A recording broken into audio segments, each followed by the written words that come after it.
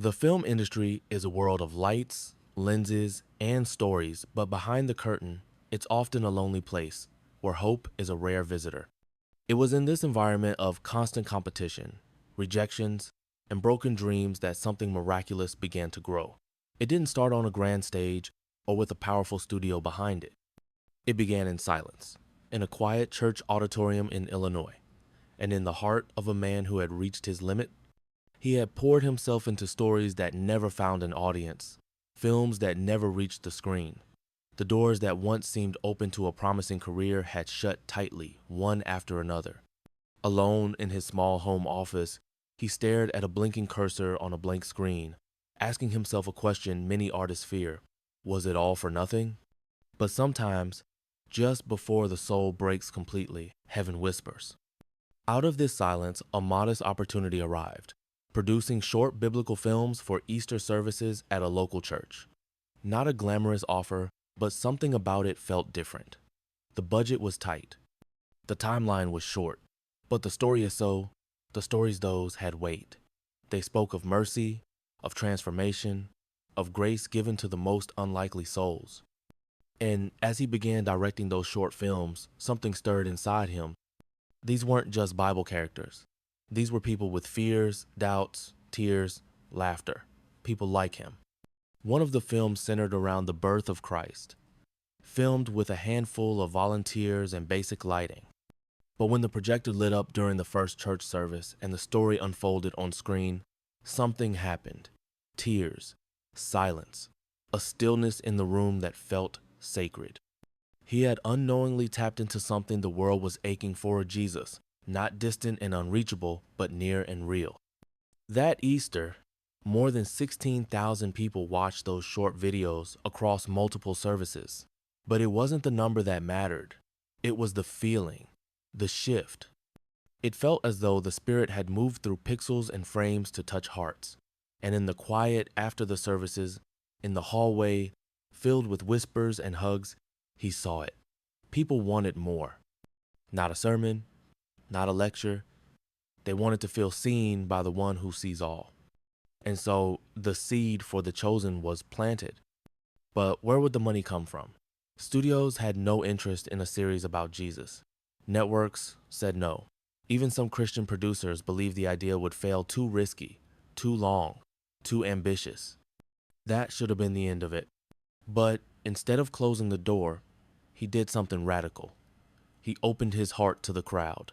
He asked strangers, teachers, barbers, retirees, single moms to believe in the dream with him.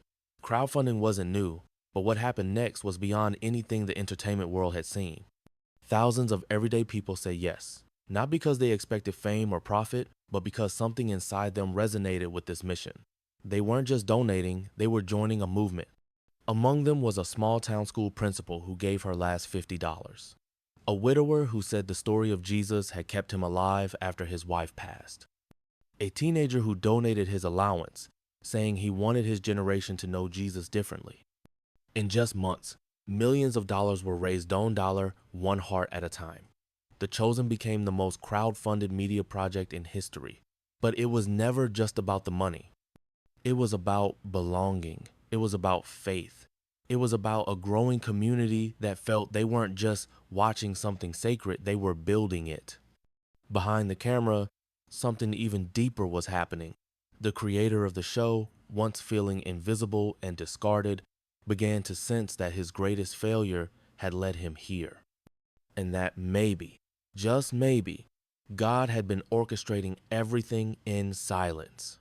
Every closed door had redirected him to a new purpose, one that no studio could greenlight, one that only heaven could.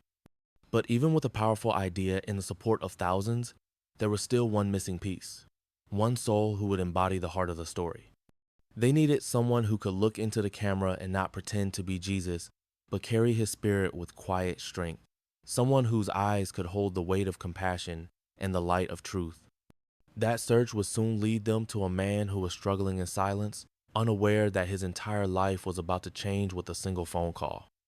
And that's when the winds began to shift. If you felt something stir in your heart while listening to this story, we'd love to invite you to be part of our community. Join us by subscribing and giving a like. It helps us continue bringing these messages of love, faith, and hope to more hearts around the world. We welcome you here with open arms.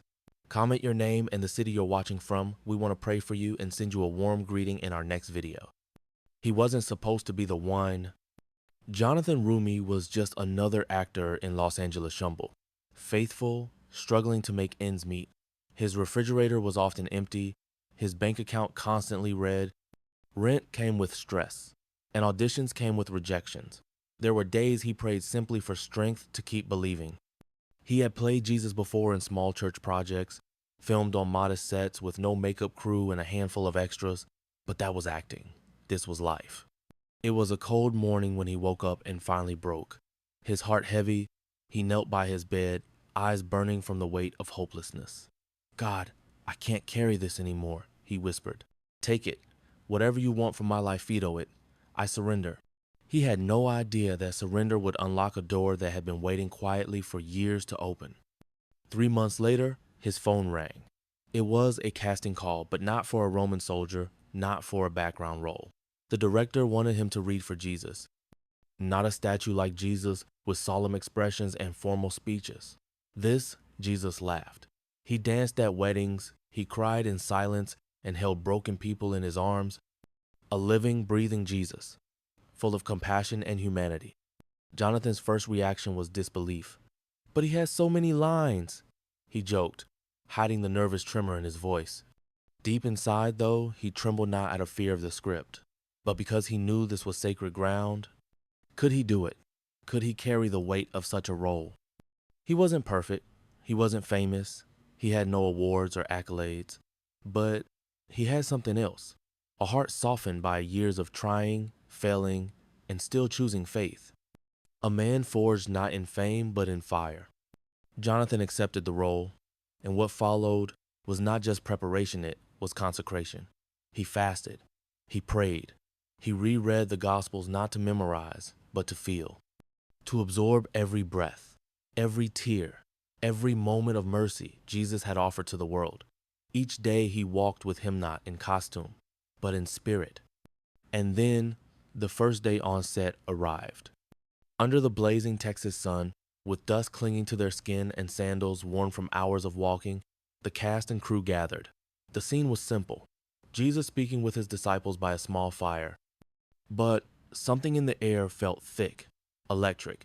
When Jonathan stepped into the scene, silence fell. Not because of performance, but because something sacred had entered with him. He wasn't acting, he was living it. A quiet power filled the space. The crew used to noise, movement, technical chatter stood still. A sound engineer later said, "It felt like the air changed, like we were no longer in Texas, like we were in Galilee." But that moment was just the beginning. As filming continued, strange and beautiful things began to happen. Lights flickered without reason.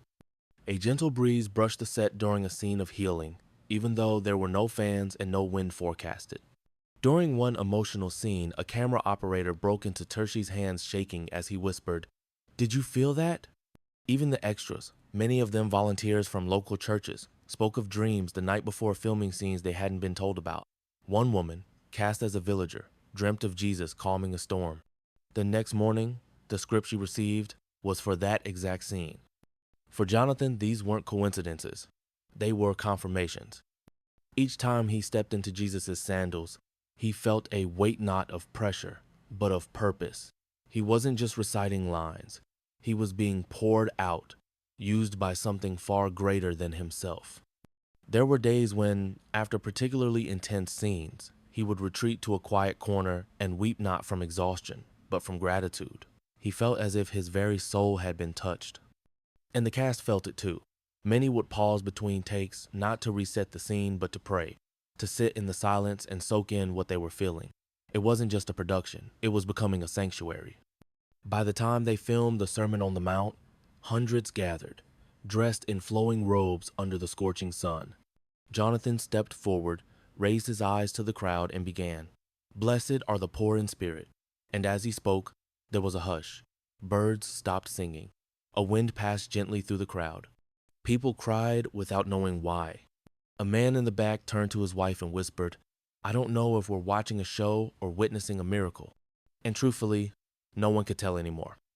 If this message touched your heart, leave a AMM in the comments to receive your blessing today. We're building something sacred together, and your support brings this light to more people. Like the video to help spread the message of love, and let us know where you're watching from. We want to include your city in our prayers and send you blessings in our next video. Your name matters. Your faith matters. You are part of this journey. The morning sun was already fierce when the crew gathered on the hillside set to prepare for one of the most anticipated scenes, the Sermon on the Mount.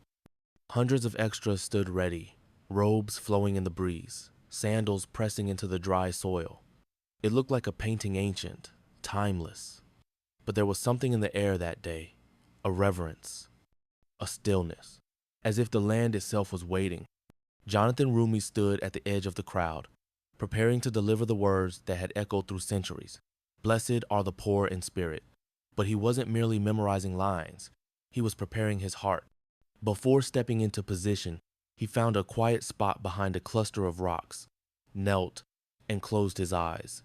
He whispered a prayer not for perfection, not for applause, but for presence. "Lord," he said, "let this moment be yours, not mine." When he walked forward to begin the scene, something shifted. A hush swept through the field. Even the crew cameramen, sound techs, grips froze in place. Jonathan looked out over the sea of faces, and for a moment, he wasn't Jonathan anymore. He was a vessel. As the words left his lips gentle but filled with fire, something beyond the script took hold. The extras began to weep silently. Children clung to their mothers. A few people fell to their knees, overcome with something they couldn't explain. One of the assistant directors, a man with decades of industry experience, later confessed he had to walk away behind a tree because he couldn't stop crying. It was supposed to be a reenactment, but it felt like a visitation. After the final line was spoken, no one moved. The cameras had stopped, the director had yelled, "Cut," but the silence held. No one spoke. No one packed up.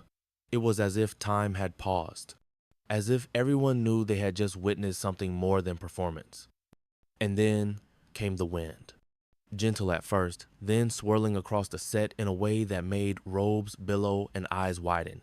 Papers didn't fly, equipment didn't tumble. It was controlled, almost intentional, as if something unseen had come to wrap the scene in grace. That night, people couldn't sleep. Many in the crew, some of whom didn't share the faith of the story they were filming, reported vivid dreams. One grip described a dream where he stood at the Sea of Galilee and heard his name called by a voice that filled him with peace. Another, a costume assistant who described herself as agnostic, said she dreamt of walking beside a man who held her hand and said, "You are not forgotten." These weren't isolated experiences. They became whispers around the set, conversations during lunch breaks, hushed confessions at the end of long days. It wasn't just during that scene either. Throughout the production, small, strange moments kept happening. A light that flickered for no technical reason. A microphone picking up static that sounded like music when played back. A camera that kept focusing on Jonathan's eyes, even when he wasn't the center of the frame. And then there were the visitors. One day, a woman arrived on set just to observe. She had traveled across 3 states after watching the pilot episode online, moved by something she couldn't describe. She said she felt drawn, called, even to be there. No one had invited her, but the crew let her stay. During the filming of a quiet scene between Jesus and Mary Magdalene, she stood in the back, arms folded. When the take ended, she was gone. No one saw her leave. But on the chair where she had sat, someone found a handwritten note. It read, "God is here. Keep telling this story. It is healing hearts." For Dallas, the showrunner, this wasn't just about good storytelling anymore. It was sacred work. Every person on set, from the actors to the drivers to the craft services team, felt it. They were not just part of a show. They were part of something much bigger, something eternal. The spirit on set began to change people. Crew members began praying together before shoots. Cast members would stay after hours, not to rehearse, but to worship. Extras, many of them unpaid volunteers, returned day after day, not for screen time, but for the atmosphere. There was a piece on set that people said they'd never felt before. Some called it a bubble of grace. Jonathan felt it most deeply. In his quiet moments between scenes, he would sometimes sit alone, journal in hand, reflecting on what he was experiencing. "This isn't acting," he wrote. "It's transformation. I don't know how else to describe it." One afternoon, after an especially emotional shoot, he found himself unable to stand. Overwhelmed, he dropped to his knees behind a tent and wept, not from exhaustion, but from awe. He felt the presence of something holy, not beside him, within him, and slowly, those around him began to feel the same. The series had barely begun, yet its impact rippled through continents, not with marketing campaigns or billboards, but through something deeper. A mother in Sao Paulo, grieving the recent loss of her teenage son, stumbled upon The Chosen late one night. She had stopped praying. She no longer believed comfort was possible.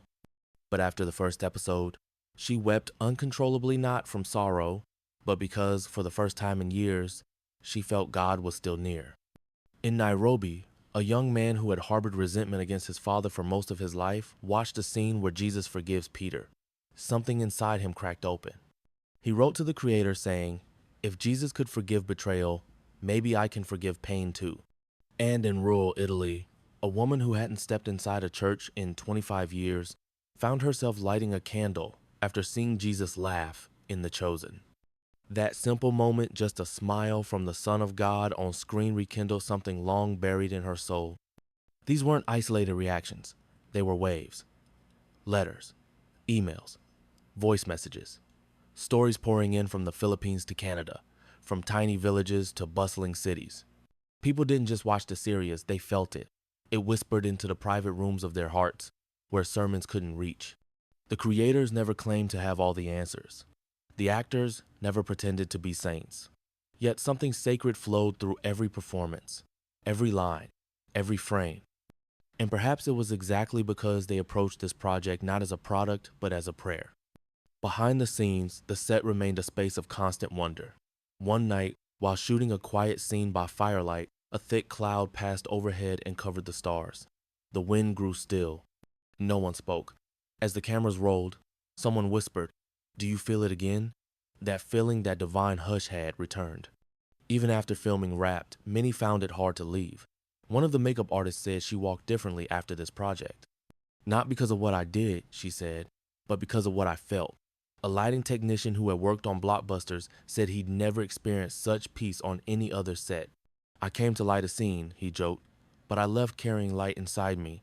And Jonathan, the man who once cried out in a moment of despair, begging God to take the burden of his life, he now stood as a beacon not because of celebrity, but because of surrender. He continued the work with trembling hands and a full heart, knowing he wasn't just acting, he was serving.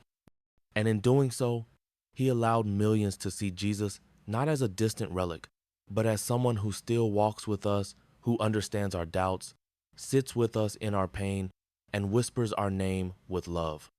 Through screens and subtitles, The Chosen had become more than a show. It had become a mirror where people saw themselves and a window through which they caught a glimpse of heaven. And maybe that's the greatest miracle of all. Not that a show about Jesus found an audience, but that it helped people realize he never left. If your heart felt something today, we invite you to become part of this loving community. Please subscribe and like this video. It allows us to continue sharing messages of hope, healing, and faith. Leave a comment with your city and name we want to include you in our prayers, and send blessings to your home in our next video. You matter here. And if you're ready to go deeper, to feel something even more powerful, just click the next video that's appearing on your screen right now. It carries a message that could change everything. Thank you for being with us on this journey. Amen.